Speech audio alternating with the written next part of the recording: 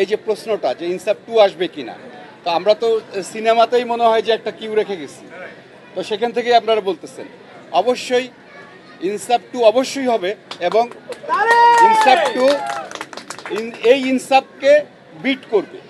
এই ইনসাফের থেকে অনেক ভালো, অনেক বেশি অ্যারেঞ্জমেন্ট, অনেক ভালো গল্প এবং অনেক ভালো টেকনিক্যাল হচ্ছে যে সহযোগিতা নিয়ে আমরা ইনসাফ 2 আসব। এবং আমরা মনে করি যে এই ইনসাফ ছবি দিয়ে আজকে শরীফুল রাজ যে অবস্থানে গিয়েছেন, তো আমার কাছে মনে হয় না যে শুধুমাত্র ঈদের ছবি কারো দখলে থাকবে, একজনের দখলে বা একজন মানে অভিনয় শিল্পীর দখলে থাকবে, সেটা আর হবে না। আমার কাছে মনে হয় যে এটা ভাগ হয়ে যাবে। শরীফুল রাজ এই ছবির মাধ্যমে তার আরও শক্তিশালী একটা জায়গা করে নিছে চলচ্চিত্রে, এবং তাসনিয়া ফারিন যেই জায়গাটাতে আমাদের শিল্পীর খুব অভাব, সেই জায়গাটাতে তাসনিয়া ফারিনের মতো আর্টিস্ট আমাদের চলচ্চিত্রে এখন বর্তমানে কোনো অ্যাকশন নায়িকা নেই। তো সেইখানে তাসনিয়া ফারিন পুরোপুরি মানে সেখানে সে সাকসেস হয়েছে, এবং আমি মনে করি যে তাসনিয়া ফারিনের একটা তারও একটা শক্তিশালী একটা জায়গা হয়েছে এবং শক্ত অবস্থান হয়েছে। আমার মনে হয় যে যারা আমাদের ডাইরেক্টর প্রডিউসাররা পরবর্তীতে ছবি বানাবে অ্যাকশন মুভি, তাসনিয়া ফারিনকে অবশ্যই মাথায় রাখবে নায়িকা হিসাবে। শরীফুল রাজের একটা জায়গা হবে। চঞ্চল আর একটা হিরো, সে তো আপনারা দেখেছেনই। আমরা চঞ্চলের মাধ্যমেই কিন্তু একটা মেসেজ দিয়েছি যে আমরা কিন্তু আসতেছি, আমাদের ইনসাফটা এই ইনসাফটাই শেষ না, আমাদের আরেকটা ইনসাফ আসতেছে। সো আর হচ্ছে মিশা সওদাগর অসাধারণ অভিনয় করেছে, আমাদের হচ্ছে মোশাররফ করিম গুণী শিল্পী, মোশাররফ করিমকে আমাদের চলচ্চিত্রে পাওয়া, চঞ্চলকে পাওয়া। ওয়ালটন আবারও মিলিনিয়ার অফারে ওয়ালটন ফ্রিজ কিনে আপনিও হয়ে যেতে পারেন মিলিয়নিয়ার।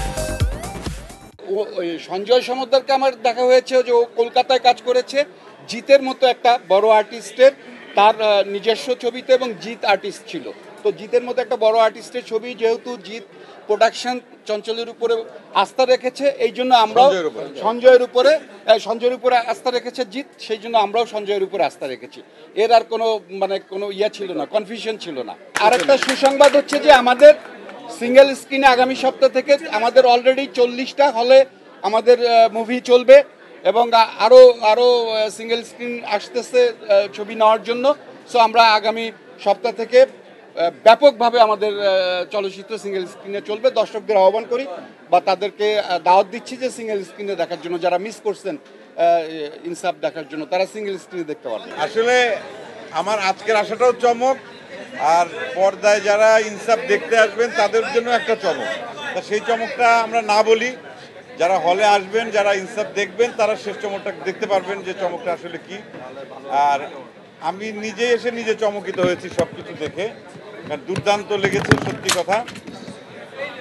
সঞ্জয়ের কাজ, রাজের অভিনয়, ফারিনের অভিনয়, টোটাল টিম, বাবু ভাই ছিলেন, তারপর আমাদের নিধি আছে এখানে, নিধির ব্যাকগ্রাউন্ড স্কোর, সব কিছু মিলিয়েই মানে অন্য এক ধরনের ফিল পাচ্ছিলাম। এবং অ্যাকশন সিকোয়েন্সগুলো তো আমার কাছে দুর্দান্ত লেগেছে, এবং আমার তো বিশ্বাস হচ্ছে না যে শরীফুল রাজি কি এখানে দাঁড়িয়ে আমার ভয়ও করছে, যদি ওই রকম ভাবে যদি একটা যদি কোপ দিয়ে দেয়। খুব ভালো লেগেছে, খুব ভালো লেগেছে। আমি ইনসাফের মানে প্রডিউসার থেকে শুরু করে ডিরেক্টর, যারা কলাকুশলী যারা ছিলেন, সবাইকে আমার ভালোবাসা। এরকম এরপরে আরও ভালো একটা ছবি হবে। এবং আমি এটাও শুনলাম যে ইনসাফ 2 নাকি হতে পারে, এটা কি সত্য? সঞ্জয় কি বলে? কারণ যেহেতু শেষে আমাকে কিভাবে যেন শেষে যখন আমাকে দেখালো, তার মানে কি আমি কি এইটুকুই শেষ? শুরু কিন্তু চঞ্চল চৌধুরী শুরু এখান থেকে, কিন্তু পার্ট 2 তে বাবু ভাইকে পাবো না। বাবু ভাই কি মারা গেছে? বাবু ভাইকে তো চাই। খবরের কাগজ, নিখাদ, নির্ভীক, নিরপেক্ষ।